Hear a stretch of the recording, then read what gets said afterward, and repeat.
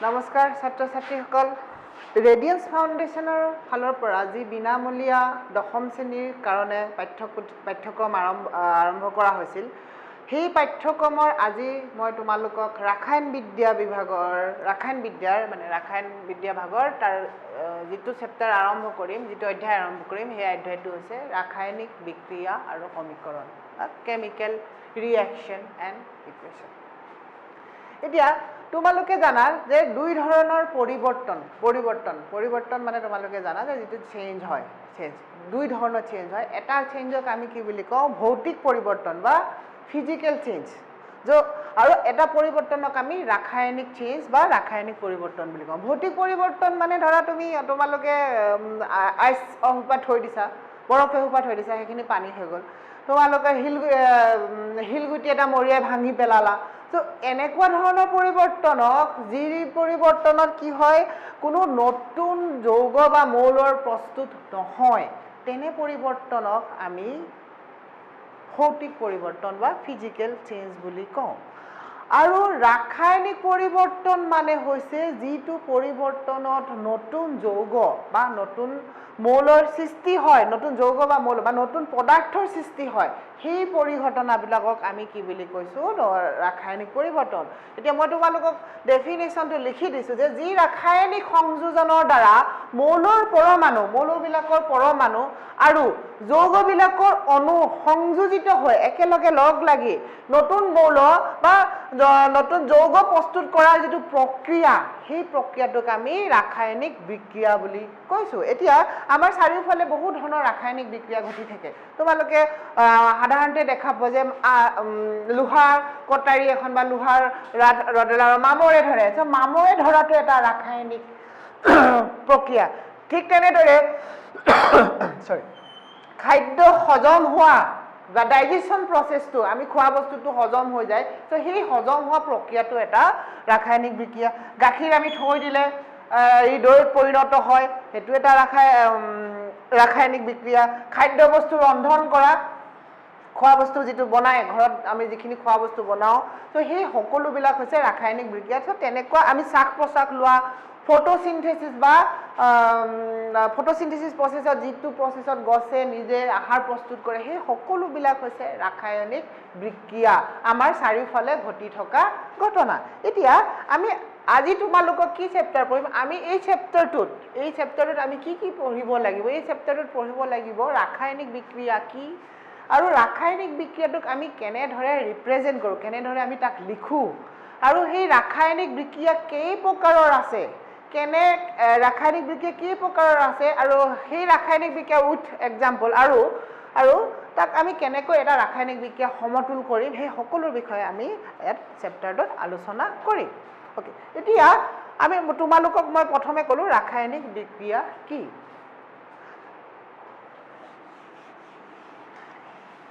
এতিয়া তোমালোকে কেতিয়াবা মেগনেছিয়ামৰ ৰিবন দেখিছানে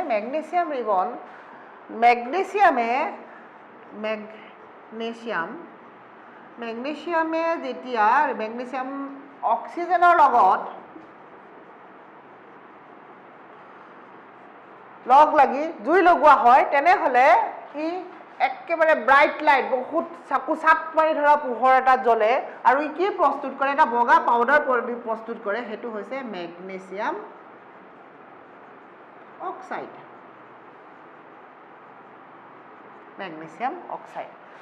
মেগনেছিয়াম আৰু অক্সিজেন লগ লাগি মেগনেছিয়াম অক্সাইড প্ৰস্তুত হয়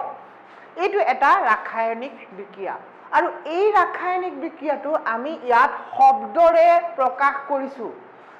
মেগনেছিয়ামে অক্সিজেনৰ লগত লগ লাগি মেগনেছিয়াম অক্সাইড প্ৰস্তুত কৰা যিটো ৰাসায়নিক বিক্ৰিয়া আমি ইয়াক শব্দৰে প্ৰকাশ কৰিছো আৰু সেই কাৰণে এই ধৰণৰ ৰাসায়নিক বিক্ৰিয়াবিলাকক আমি কি বুলি কওঁ শব্দ সমীকৰণ আমি এই ৰাসায়নিক বিক্ৰিয়াটো এটা সমীকৰণ হিচাপে লৈছো আৰু তাক আমি শব্দৰে প্ৰকাশ কৰিছো তো এনে ধৰণৰ ৰাসায়নিক সমীকৰণক আমি শব্দ সমীকৰণ বুলি কৈছো সমীকৰণ এতিয়া চোৱা এটা ৰাসায়নিক বিক্ৰিয়াত কি হয় মেগনেছিয়াম আৰু অক্সিজেন ধৰি লোৱা হওক ৰাসায়নিক বিক্ৰিয়াটোত মেগনেছিয়াম আৰু অক্সিজেনে লগ লাগি মেগনেছিয়াম অক্সাইড প্ৰস্তুত কৰিছে এতিয়া এই মেগনেছিয়াম আৰু অক্সিজেন ইহঁত হৈছে এই দুটা লগ লাগি মেগনেছিয়াম অক্সাইড এই নতুন নতুন পদাৰ্থ প্ৰস্তুত কৰিছে আৰু এই ৰাসায়নিক বিক্ৰিয়াটো যিকেইটা বস্তু লগ লাগিছে ৰাসায়নিক বিক্ৰিয়াটো যিকেইটা বস্তু লগ লাগিছে সেই পদাৰ্থকেইটাক আমি বিক্ৰিয়ক পদাৰ্থ বুলি কৈছে বিক্ৰিয়ক পদাৰ্থ বা ৰিয়েক্টেণ্ট বুলি কোৱা হয় আৰু ৰাসায়নিক বিক্ৰিয়াটো যিটো প্ৰস্তুত হৈছে যি নতুন পদাৰ্থ প্ৰস্তুত হৈছে তাক আমি বিক্ৰিয়জাত পদাৰ্থ বা তাক আমি প্ৰডাক্ট বুলি কওঁ প্ৰডাক্ট তাৰ মানে ৰাসায়নিক বিক্ৰিয়া তাত বিক্ৰিয়ক পদাৰ্থবিলাক লগ লাগি বা বিক্ৰিয়ক পদাৰ্থৰ পৰা আমি বিক্ৰিয়জাত পদাৰ্থ পোৱা যায় বিক্ৰিয়ক পদাৰ্থৰ পৰা বিক্ৰিয়জাত পদাৰ্থ পোৱা যায় আৰু এই সমীকৰণটো মই কৈছোঁ যে মেগনেছিয়াম আৰু অক্সিজেন যেতিয়া আমি একেলগ কৰোঁ মেগনেছিয়াম অক্সাইড প্ৰস্তুত কৰে ইয়াক আমি শব্দৰে প্ৰকাশ কৰাৰ কাৰণে এই সমীকৰণটোক আমি শব্দ সমীকৰণ বুলি কৈ আছোঁ এতিয়া এই সমীকৰণটোকে আমি যদি চিম্বলিকেলি বা ৰিপ্ৰেজেণ্ট কৰোঁ ধৰা মেগনেছিয়ামৰ চিম্বলটো আমি জানো মেগনেছিয়াম Mg প্লাছ অক্সিজেনৰ O2 অক্সিজেন গেছ ওকে আৰু ই প্ৰস্তুত কৰিছে মেগনেছিয়াম অক্সাইড যেতিয়া আমি তাক চিম্বলিকেলি ৰিপ্ৰেজেণ্ট কৰোঁ তেতিয়া তাক আমি কি বুলি কওঁ তেতিয়া আমি শব্দ সমীকৰণক আমি ইয়াক ক'ম কেমিকেল ইকুৱেশ্যন বুলি ক'ম বা ৰাসায়নিক সমীকৰণ ইয়াক আমি ৰাসায়নিক সমীকৰণ বুলি ক'ম ৰাসায়নিক সমীকৰণ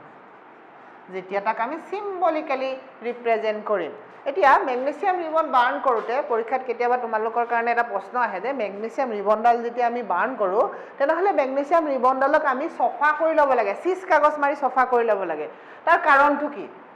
একচুৱেলি মেগনেছিয়াম ৰিবনডাল যেতিয়া আমি বায়ুত থকা অক্সিজেনৰ লগত লগ লাগি সি মেগনেছিয়াম অক্সাইডৰ এটা লেয়াৰ প্ৰস্তুত কৰি লয় মেগনেছিয়ামটোৰ ওপৰত এটা লেয়াৰ এটা প্ৰস্তুত কৰে আৰু সেই লেয়াৰটো আমি যেতিয়া মেগনেছিয়াম ৰিবনডাল বাৰ্ণ কৰিম বা জ্বলাম তেতিয়া তাক আমি চিজ কাগজ দি চফা কৰি এই মেগনেছিয়াম অক্সাইডৰ লেয়াৰটো অঁতাই ল'ব লাগিব তাৰ পাছত আমি জ্বলালে আমি চকু চাপ মাৰি ধৰা এটা পোহৰৰ লগতে মেগনেছিয়াম অক্সাইডৰ এটা পাউডাৰ আমি পাম বগা কালাৰৰ এটা পাউডাৰ পাম ঠিক আছে নিশ্চয় বুজিছা এতিয়া চোৱা আমি এই যে ৰাসায়নিক সমীকৰণটো লিখিলোঁ ইয়াত দেখা পাইছা যে মেগনেছিয়াম এইটো আমি কেমিকেল ইকুৱেশ্যনটো লিখিছোঁ যে মেগনেছিয়ামে অক্সিজেনৰ লগত লগ লাগি মেগনেছিয়াম অক্সাইড প্ৰডিউচ কৰিছে তোমালোকে ক্লাছ 9ত পঢ়িছিলা চাগে ভৰৰ নিত্যতা সূত্ৰ অৰ্থাৎ ল অফ কনজাৰ্ভেশ্যন অফ মাছ কি কৈছে ল of conservation of mass law of conservation of mass law of conservation mass মানে ভৰৰ নিত্যতাৰ সূত্ৰ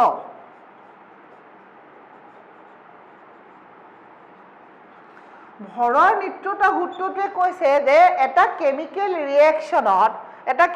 ৰিয়েকশ্যনত the total mass of the reactant তাৰ মানে ৰিয়েক্টেণ্টৰ টোটেল ভৰটো প্ৰডাক্টৰ ভৰৰ সমান হয় ৰিয়েক্টেণ্টৰ ভৰবিলাক সদায় প্ৰডাক্টৰ ভৰৰ সমান হ'ব এতিয়া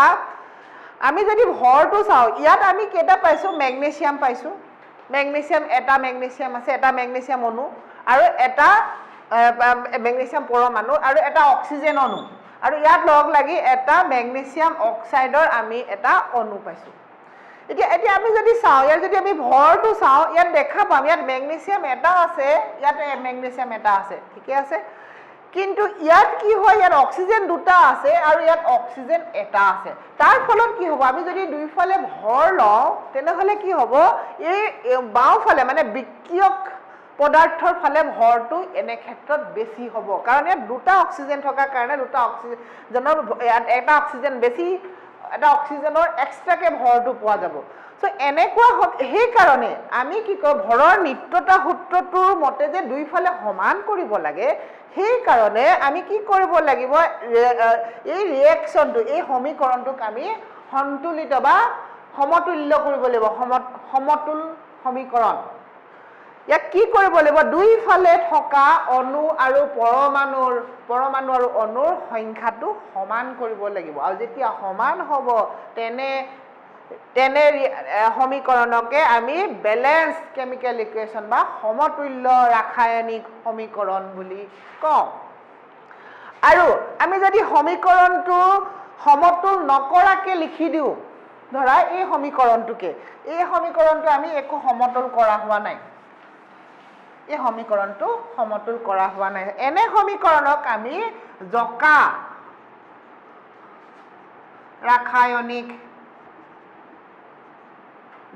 ৰাসায়নিক সমীকৰণ বুলি কোৱা হয় বা স্কেলিটেল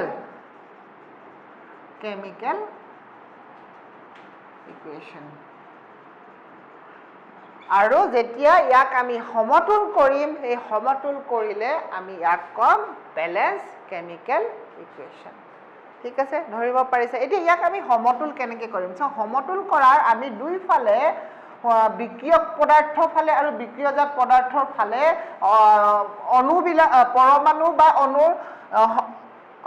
নাম্বাৰটো সমান হ'ব লাগিব অণু আমি যদি অণুৰ নাম্বাৰ সমান কৰিব বিচাৰোঁ এতিয়া ইয়াত অক্সিজেন দুটা আছে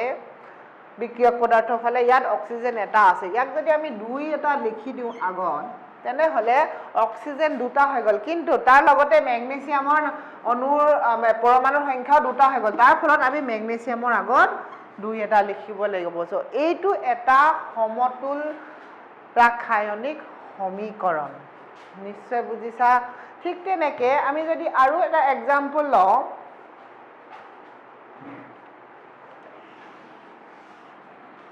হাইড্ৰোজেন আৰু অক্সিজেন লগ লাগি পানী মলিকুল বা ৱাটাৰ মলিকুল ফৰ্ম কৰিছে পানীৰ অণু প্ৰস্তুত কৰিছে ইয়াৰ ক্ষেত্ৰতো যদি চোৱা তোমালোকে ভৰৰ নিত্যতা সূত্ৰ যদি চাওঁ তেনেহ'লে বাওঁফালে মানে বিক্ৰিয়ক পদাৰ্থৰ ফালে ভৰটো বেছি হ'ব ইয়াক সমতুল কৰিবলৈ আমি কি কৰিম ইয়াত অক্সিজেন যিহেতু দুটা আছে ইয়াত আমি 2 লিখি চাম 2 লিখাৰ লগে লগে ইয়াত অক্সিজেন দুটা হৈ গ'ল কিন্তু লগে লগে হাইড্ৰোজেনৰ সংখ্যাও 2 × 2 4টা হৈ গ'ল তাক সমতুল কৰিবলৈ আমি ইয়াৰ আগত 2 লিখি দিলে ই সমতুল হৈ গ'ল এনেকৈ আমি সমতুল কৰিব লাগে আৰু এই মেথডটোক এই যিটো মেথড আছে যিটো মেথডত আমি সমতুল কৰোঁ সেই মেথডটোক কোৱা হয় ট্ৰায়েল এণ্ড এৰৰ মেথড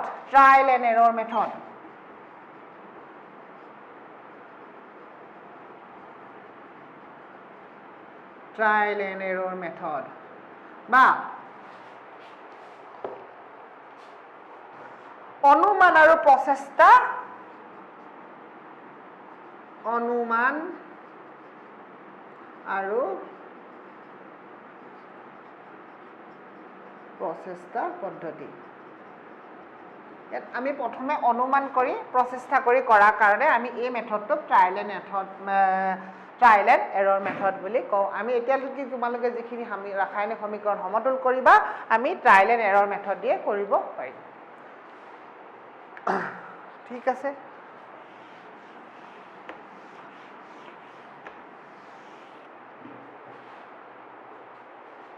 আমি আৰু এটা এক্সাম্পল লৈছোঁ জিংক আৰু সালফিউৰিক এচিডৰ ওকে আৰু জিংক সালফেট আৰু হাইড্ৰোজেন গেছ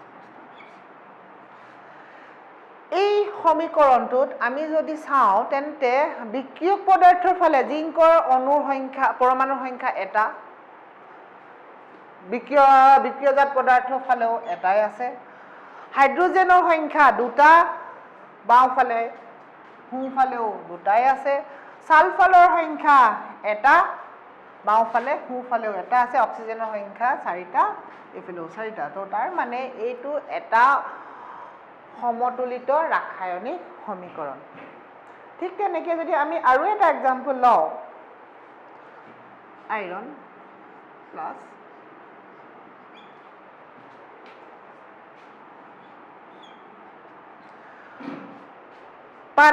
পানীৰ লগত যদি আইৰণে ৰিয়েকশ্যন কৰি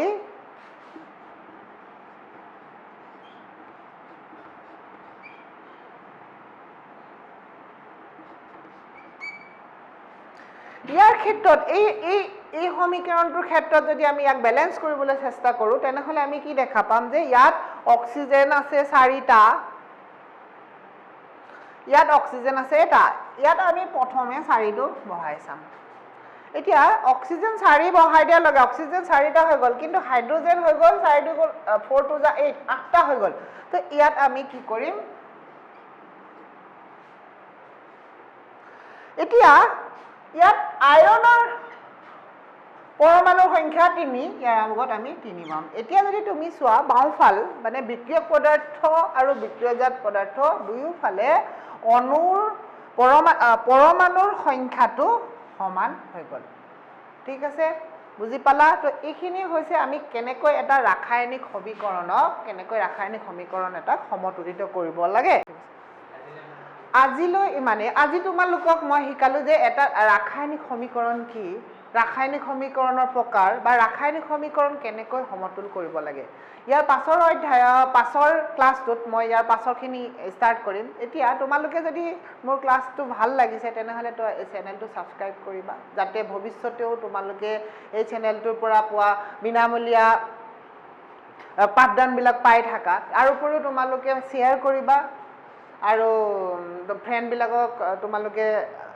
শ্বেয়াৰ কৰি পঠাবা, যাতে ভৱিষ্যতে তোমালোকৰ ফ্ৰেণ্ডবিলাকেও এই চেনেলটোৰ পৰা লাভান্বিত হ'ব পাৰে।